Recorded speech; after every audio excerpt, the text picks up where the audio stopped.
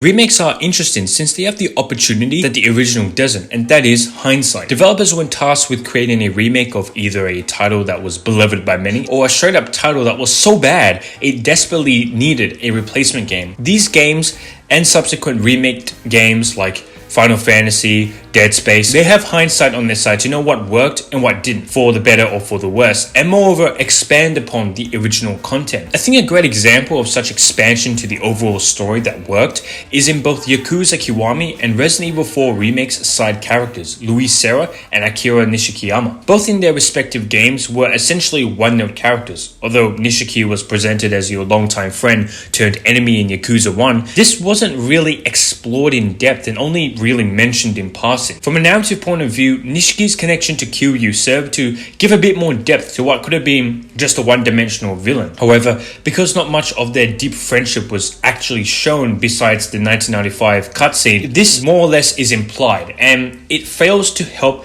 the audience understand Nishiki better, why he turned, and what made him do so, and how close he was to Kiryu. Luis in Resident Evil 4 felt the same way. His involvement with the Las Plagas project and his change of heart was only really revealed to the player once he had been killed off by Sadler. Throughout the entire story, his allegiance was undefined. Of course, from a story perspective, this creates suspense and makes the player ask themselves whether to really trust Luis or not, and ready themselves when he is going to turn around and stab the player in the back. However, despite his iconic quips, his Keanu hairdo, his constant flip-flop talking with Leon in Chapter 2, then leaving until the cabin fight scene, then seemingly just up and leaving again when it was over, only to appear again at the castle, but then leaving again because he somehow dropped the Las Plagas sample, to then dying once he did return. Because of this, it becomes hard for the player to care about Luis, why he was helping Leon and betraying Sadler. In similar fashion with Nishiki, the implication of his relationship with the main character Kiryu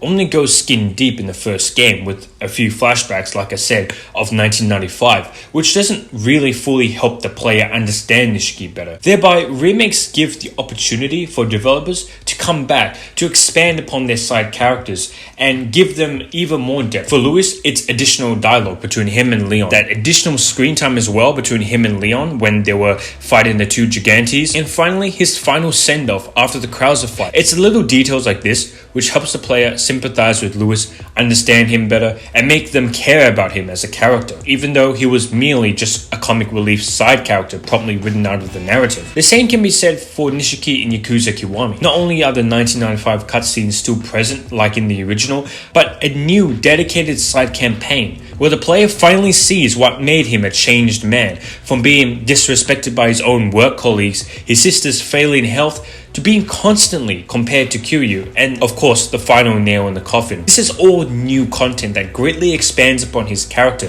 creating depth as a result. It's even more hard-hitting when one just plays Kiryu's campaign in Yakuza 0. To end it even more on a sad note, there's a karaoke song that Kiryu can sing, which is dedicated to his fallen brother. And if you don't cry then, I don't even know what will.